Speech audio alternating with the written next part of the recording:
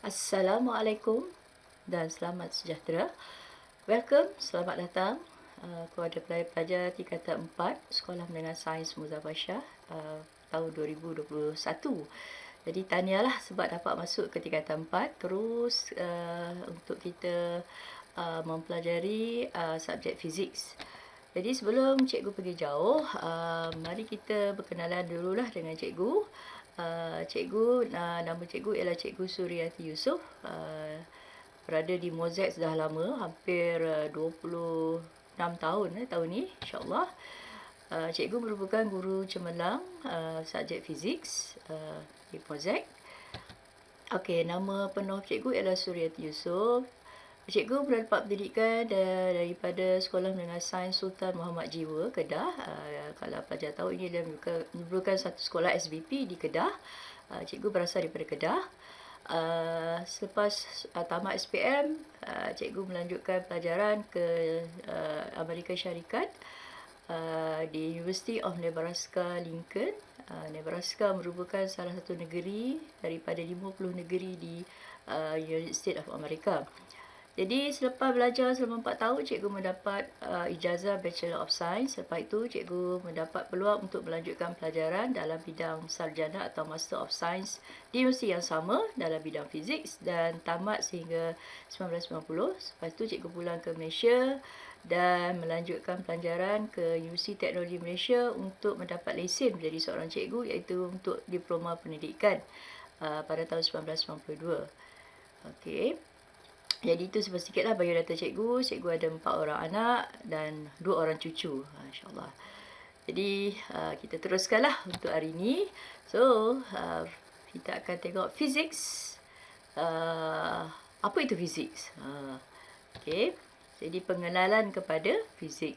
Jadi untuk video pertama ni, cikgu tak banyak nak cakap panjang lah pasal fizik. Kita ambil yang perkara yang basic lah. So apa itu fizik? Fizik ialah ilmu mengkaji fenomena semula jadi dan sifat-sifat bahan. Contohnya fenomena semula jadi ni kita nak tahu, kita tengok bila hujan berlaku kilat. Ataupun sebelum tu hujan, macam mana hujan boleh berlaku. Okey. Kemudian macam mana proses kilat boleh berlaku. Apa yang menyebabkan kilat, apakah kesan-kesan kilat dan sebagainya. Itu kalau electricity. Kemudian kita boleh tengok contoh, kita ada magnet. Okey, magnet. Kenapa magnet boleh menarik besi, tapi benda-benda lain tak boleh tarik. Sifat-sifat magnet kan. Kemudian kita tengok kepada contoh basikal. Okey, contohnya bila kita kayuh basikal, kenapa bila kita kayuh, kalau kita rapatkan dari rumah basikal tu, lampu akan menyala. Tapi bila kita tak kayuh, dia akan berhenti. Jadi anak-anak semua dah belajar kan dalam tingkatan 3 lepas. Kita belajar tentang prinsip aruhan elektromagnet. Itu contoh-contohlah perkara-perkara yang berkaitan dengan fenomena semula jadi. Sifat-sifat bahan kita tengok, kita ada metal tu logam. Logam merupakan bahan yang boleh mengalirkan elektrik. Ada bahan-bahan yang tidak boleh mengalirkan elektrik. Contoh getah, plastik kan. Tapi ada juga bahan-bahan yang seperti semiconductor. Kita akan belajar apa itu semiconductor. Kemudian kita tengok juga tentang superconductor. Ini satu lagi bahan yang sangat-sangat menarik lah yang kita akan pelajari nanti insyaAllah.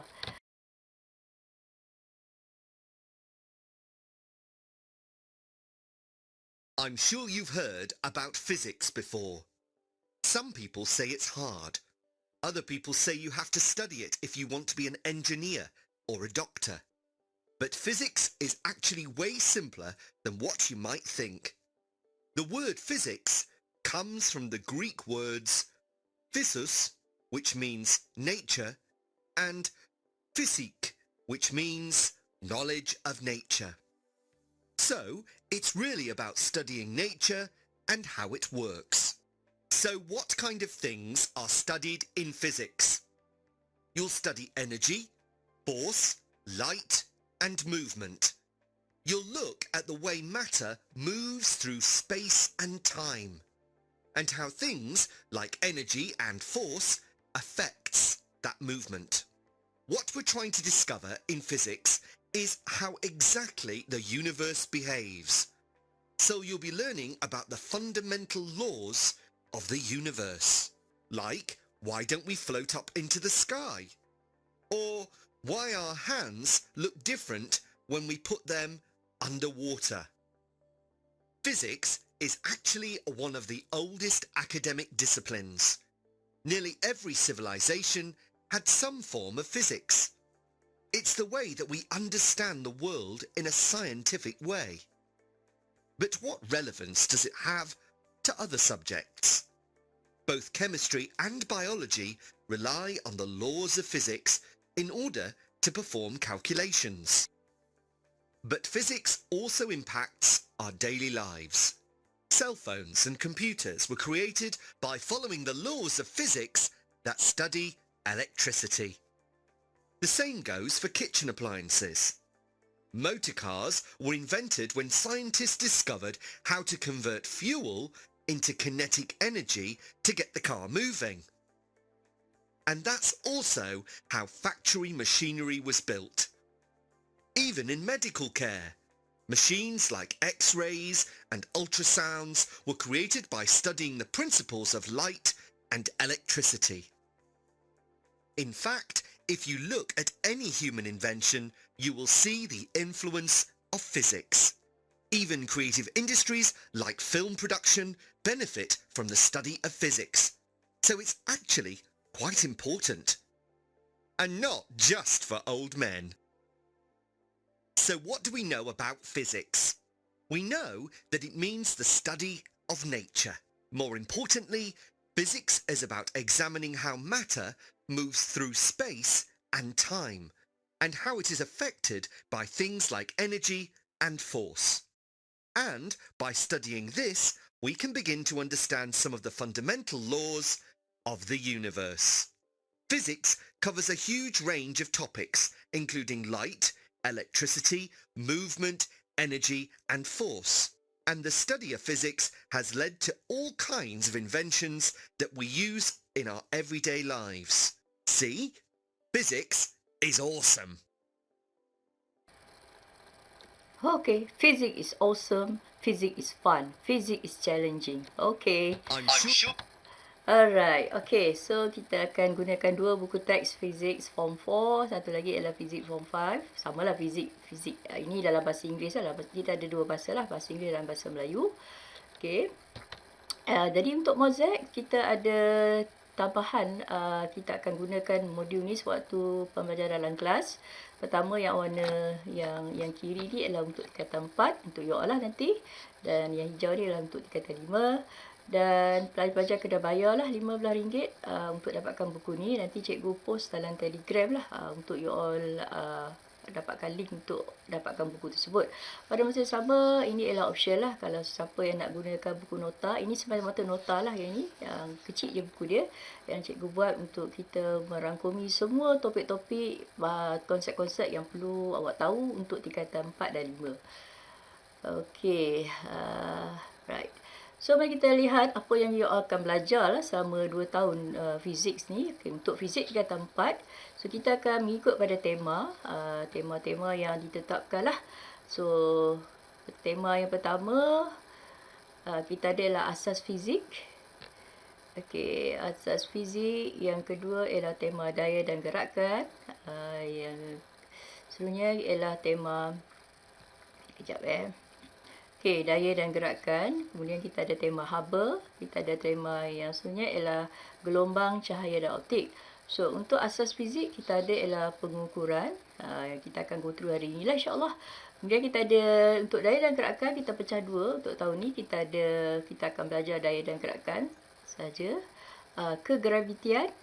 Kemudian haba, bab 4 ialah haba. Kemudian 5 ialah gelombang. Dan yang keenam ialah cahaya dan optik. Okey, bagi tingkatan 5 pula, kita ada tema yang berbeza. Okey. So, kita mulakan dengan tema sebenarnya ialah daya dan gerakan. Okey, kita ada tema daya dan gerakan. Tambah sikit. Okey. Daya dan gerakan, kita ada pecah pada tadi yang pertama kan masa tingkatan 4. So, untuk tingkatan 5 kita ada daya dan gerakan 2. daya gerakan 2 yang merangkumi tajuk daya dan gerakan bahagian kedua. Kemudian kita ada tajuk tekanan. Kemudian untuk tema elektrik dan keelektromagnetan pecah pada 2 topik, 2 chapter, 2 bab, iaitu elektrik dan satu lagi ialah keelektromagnetan. Okey, kemudian fizik gunaan ialah elektronik. Kemudian kita pecah pula pada tema terakhir iaitu fizik moden yang merangkumi 2 bab, iaitu tenaga nuklear dan quantum physics. Menarik tajuk kata 5 ni. Okey, so boleh terlihat yang pertama ialah tajuk pengukuran. So kita akan tengok kepada dua kuantiti yang kita panggil kuantiti asas dan kuantiti pengukuran. Dan yang bahagian kedua ialah kita belajar bagaimana cara kita nak membuat kemahiran saintifik, iaitu kita nak membuat bagaimana kita nak mengkaji sains dengan dia punya prosedur-prosedur yang tertentu. Asalnya anda dah belajar dah masa lower form dulu kan. Okey. Kemudian kita ada tajuk yang kedua, daya dan gerakan. Kita akan belajar tentang gerakan linear, ada istilah apa ni, jarak, sesaran, laju, laju, pecutan. Kita tengok macam mana mereka boleh membantu kita untuk memahami tentang konsep pergerakan. Kemudian kita ada tajuk momentum. Kau tengok ni mengingat momentum lah. Kemudian kita tengok ialah kita ada tajuk daya impuls, macam mana bola dipukul. Ini dia punya secara dekat lah kita pandang. Dan sebenarnya kita tajuk bebas. Maksudnya bila kita turun daripada kapal terbang, kita akan bebas macam ni lah. Kita jatuh bebas macam buah kelapa jatuh daripada pokok, jatuh bebas. Kemudian kita ada bahagian ketiga, kegravitian. Ini pun tajuk yang menarik. Kita akan belajar tentang bagaimana bumi sebagai satelit semula jadi mengelilingi matahari. Pada masa sama kita ada bulan mengelilingi bumi.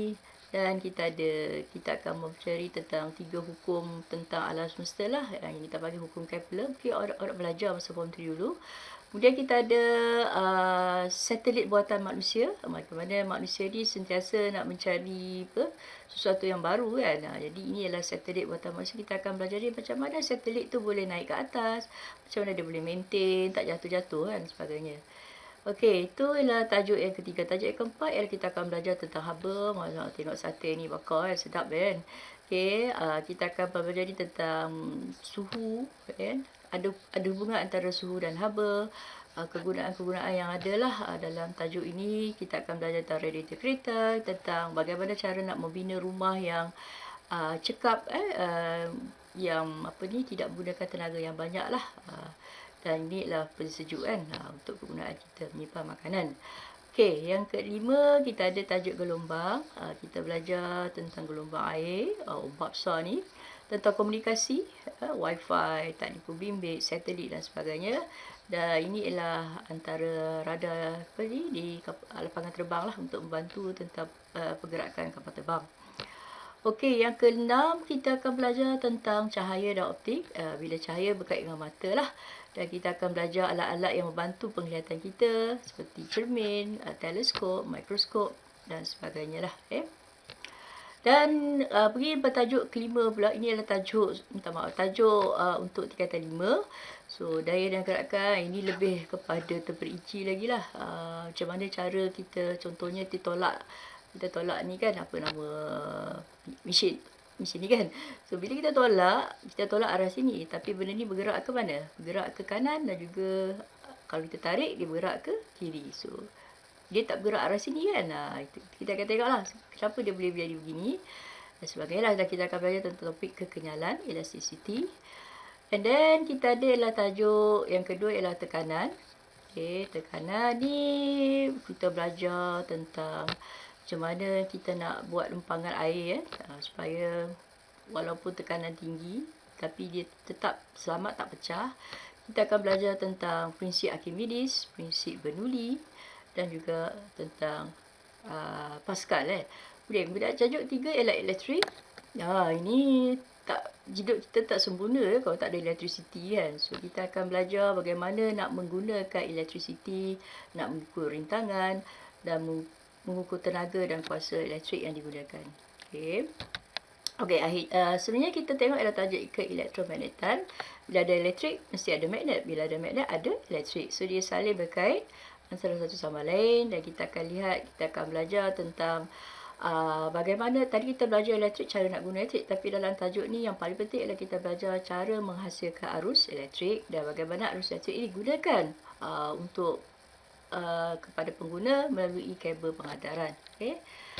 Okey, sebelumnya kita berlakau pada tajuk elektronik, kita ada macam telefon bimbit kan, telefon bimbit, komputer sebenarnya dia punya hard dia tu, dalamnya kita ada chips ini yang terdiri pada bahan-bahan semiconductor, diode, transistor dan sebagainya. Kita akan belajar secara umum lah asas Dan tajuk yang mencabar kita ialah nuklear physics, fizik nuklear. Kita akan belajar 3 tindak balas dalam nukleus. Kita ada atom kan, dalam atom tu ada nukleus. So dalam nukleus tu berlaku tindak balas, ada 3 perkara boleh berlaku.